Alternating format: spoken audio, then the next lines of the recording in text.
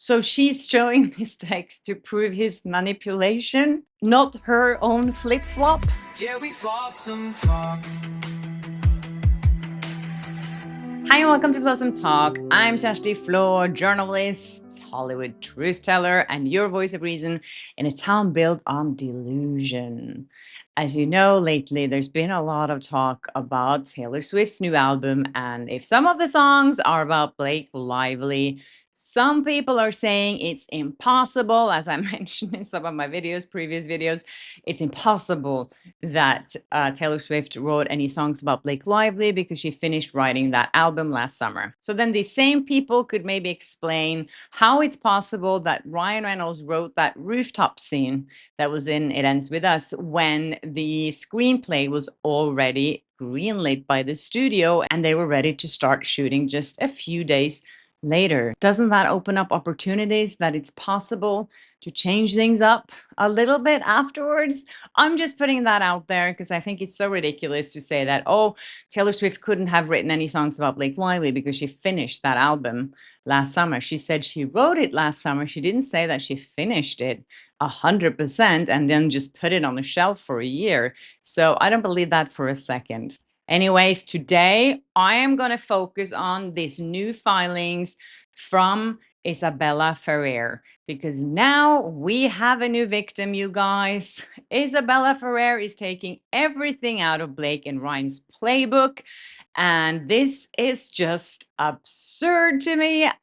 I've been reading all her documents, and I have to say, this has just got Blake and Ryan written all over it, and her arguments are so weak. So as you know, I did a video last week about how Isabela Ferrer is hiding from Justin Baldoni's lawyers because she doesn't want to be subpoenaed. They tried to subpoena her several times, and then they finally wrote a letter to the judge saying it's impossible to get hold of Isabela Ferrer. We can't find her. Her lawyers will not accept the subpoena on her behalf, so we have to try and subpoena her in a non-traditional way. Now, Isabela Ferrer is responding and she's calling out Baldoni's lawyers, saying they are bullies and this is harassment. She's referring to herself as a non-party here. I find that interesting in the first place because, as you know, the court and Blake Lively's team referred to us, content creators and journalists, as third party. So we are more involved in this than Isabela Ferrer, who says she's a non-party after taking sides with Blake Lively. As you know, she was first supporting Baldoni and she was so sweet to him and sent him a text message that he put in his filings where she's like, oh my God, it was so great working with you and I had the best time. I felt so safe. It was amazing. And then all of a sudden she just flipped and started supporting Blake Lively. And in her motion to quash the subpoena, she's saying the instant motion for leave to serve third party Isabela Ferrer to alternative service is yet another attempt by Justin Baldoni and his affiliated entities to harass non-party Isabela Ferrer and draw her deeper into litigation and disputes that she has done her best to avoid. You could say that she's done the best to avoid it. Of course, she doesn't want to be part of this, but at the same time, she allowed herself to be a part of it as soon as she took sides with Blake Lively. They continue to say that this is Ms. Ferrer's first filing in this court, but she was pulled into discovery fray in February of 2025 when Blake Lively delivered a subpoena to her. So Blake Lively has already subpoenaed Isabela Ferrer to delve into allegations about Ms. Ferrer that Baldoni included in his original complaint. In response, Ms. Ferrer tendered a demand for indemnity to It Ends With Us movie, as mandated in her day-week player contract for theatrical motion pictures. So they're referring to her contract with the Wayfarer, saying that if there's any legal action taken against the movie, she will have her legal fees covered. So now she's demanding that Baldoni will cover her legal fees so she can support Blake Lively. Why would they pay her legal fees if she's on the other side? Anyway, she's saying here she's already been subpoenaed by Blake. So why is it a problem for her to be subpoenaed by Justin? She's claiming that it's the same kind of questions and she's already answered them to Blake. So why should she do it to him? It's so ridiculous. Of course, he wants to hear her story after she sent him that text. What changed her mind about him? And I think he has every right to subpoena her. But here is the big issue for Isabela, because Baldoni's team is asking to see her response to Blake Lively. They want to see what she responded to Blake Lively's subpoena before they pay any legal fees. And Isabela Ferrer refused to show them what she gave to Blake Lively. What stories did she tell Blake Lively's attorneys when they subpoenaed her? I want to know that. And Justin Baldoni wants to know that. So she's spinning this to call it harassment because she already answered the questions to Blake Lively once.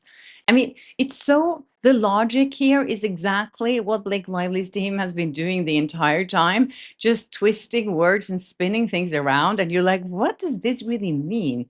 This whole filing is just filled with contradictions, you guys. And then she's saying they haven't really tried to subpoena her. And when they filed that letter saying that they couldn't get hold of her, that was just for clicks, for the media to create headlines that she's in hiding, and she isn't in hiding. And because of that, she wants the court to sanction Justin Baldoni and his team. She wants the judge to sanction them for asking the judge if they could subpoena her in alternative ways because they haven't gotten hold of her. Baldoni's team even showed evidence that they tried to subpoena her through her lawyers. So it was impossible for her lawyers to just forward that subpoena to Isabela.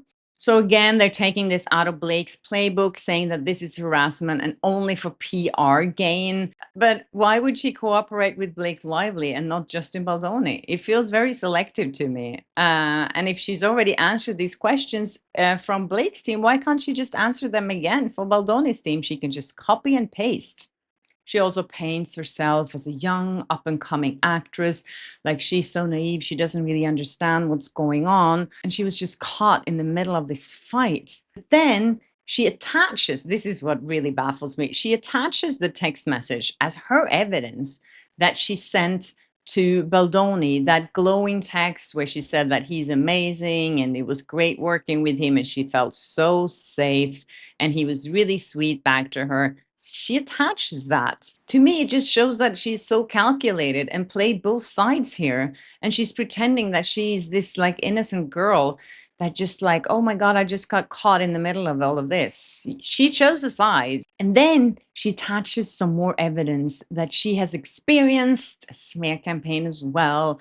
After the filing from Baldoni's team saying that it was impossible to get hold of her, she experienced harassment on Reddit and TikTok. And there were some other comments here saying that she attached comments saying that, hey, Ferrer, stop lying for Blake, blah, blah, blah. She attaches these to show that she's now a victim of harassment. This is called emotional window dressing. And this is just 100% taken out of Blake Lively's playbook. If someone's accusing you of something, play the victim and flip the narrative. So like Blake Lively, she's now portraying Baldoni as a bully because he has subpoenaed her.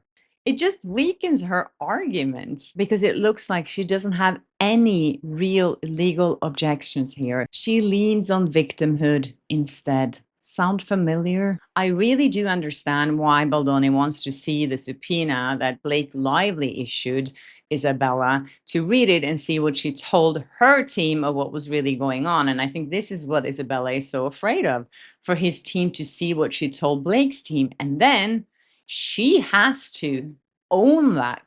She has to own that in front of Baldoni. And if she gets deposed, which I think would make sense that they depose her, she has to sit there and say that she felt really unsafe on that set in front of Justin Baldoni and explain why she sent him that text after the shoot ended. Remember, this was after everything was over. And then she sent him that text. So Baldoni uses this positive text as an argument in his claim, saying that Isabela was supportive until Blake Lively got to her. while Isabela is now flipping the narrative and saying that Baldoni weaponized her innocent, polite messages into a false narrative of betrayal. So she's showing this text to prove his manipulation, not her own flip flop, because she's saying that he used her text in his lawsuit. It's exactly what Blake Lively's been saying this entire time now. The last few months, she's saying that the harassment and the smear campaign is basically Justin Baldoni's response to her claims. And that's exactly what Isabela Ferrer is saying here as well, that the harassment against her now, because now she is a victim too, is Justin Baldoni's response to this lawsuit. It's kind of the same logic that Blake Lively's team used in that New York Times article when they said that I was a part of the smear campaign because I showed a video where Blake Lively was being a mean girl and being a bully that made me a bully and a mean girl. The logic here, you guys, is just beyond me. There were some interesting articles here that I wanted to point out about Isabela and what she's been saying before. In this interview, she explains how Blake Lively is now her best friend and how amazing she is and what she has taught her. I have learned how to carry myself and to stay truthful to myself. I've learned how to be generous and kind. I mean, she's taught me too much. It's ridiculous. She's been way too kind. Yeah, those are Isabela's words about Blake Lively. I don't think any of us have seen that side of her, so maybe she just showed that to Isabela. That could be. Anyways, there's another article here in the Hollywood Reporter where Blake Lively plants a little seed. So the two of them are interviewed together here, and they're saying that their vulnerability with each other eventually developed into an off-camera friendship, one that had Lively jokingly thinking about becoming a stage mom to Ferrer. The film is my side hustle, the Gossip Girl alum quipped during the joint interview with the Hollywood Reporter. Isabela is my main priority. Definitely, she did spend a lot of time trying to flip Isabela. We've seen pictures of them having dinner out in New York when this shoot was over. Anyways, it continues to say that Lively also recalls how Ferrer supported her on set. She knows I'm feeling something that nobody else in the room knows. It'll just feel like the sweet hand on my shoulder or on my leg or on my back, Lively says of Ferrer. First of all, they had no scenes together in It Ends With Us, so I don't know when they were on set together. Maybe Isabela decided to visit the set when Blake Lively was playing some scenes. But this to me is so manipulative. She's saying this in front of Isabela Ferrer, that having her there, she knew something no one else in that room knew. So what she has told Isabela, we don't know, but that must be in that deposition. That must be in that subpoena then, that she's told Isabela that she felt really unsafe on the set. And then that makes me think, why after the shoot, so after this, why would Isabela then send that message to Baldoni to say she felt so safe? By doing that, the only thing she proved is that she's completely two-faced. Yeah, I'm not buying it that Isabela is so young, that she's like so naive and she's just up and coming and she doesn't know what's going on. She's not 16, she's 24 years old. She is a young woman and she is responsible for her own actions like everyone else. And she has chosen to support Blake. So do that. Why are you so afraid of being public about it? If you knew 100% that what Blake has told you is the truth. In this People article, though, it says that they didn't really spend any time together until the promotion of the movie, which is interesting because in the Hollywood Reporter article, it seems like they were spending time on set together all the time. Here it says, tellingly, Ferrer worked with Baldoni when Lively was not on the set. So Lively was never there when Ferrer had any scenes. It was not until Ferrer spent substantial time with Lively during film promotion that Ferrer felt compelled to shun Baldoni. And then it explains what Lively said about the set here. She said it was disturbing and unprofessional behavior on It Ends With Us, causing a hostile work causing a hostile work environment and grief, fear, trauma, and extreme anxiety. And if these are things that Blake Lively told Isabela Ferrer about, why did she send that text to Justin Baldoni? It also says here that Ferrer called Blake Lively an angel in an interview with People. She greeted me with the warmest hug ever. And from then on, it was just wonderful warmth and friendship. She said over the first meeting with the Gossip Girl alum, to be able to connect with the person that you're sharing a role with is huge. And she's just a really good person. In Blake Lively's claim, though, she is saying that Isabela Ferrer also felt that was something very uncomfortable on the set. She's saying that she wrote in her lawsuit that she felt very uncomfortable during one of the intimate scenes with her love interest in the film.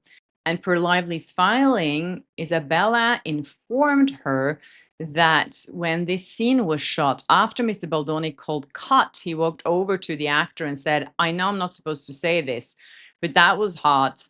And did you two practice this before? I don't know if that was said or not. I don't believe anything that Blake Lively says. So let's see if Isabela Ferrer is willing to actually repeat that, if that was actually being said, because there were a lot of other people on that set, even though it was probably a close set because it was an intimate scene. But let's see if anyone else can back up that story. Again, if she felt so uncomfortable, why did she send that text to Baldoni?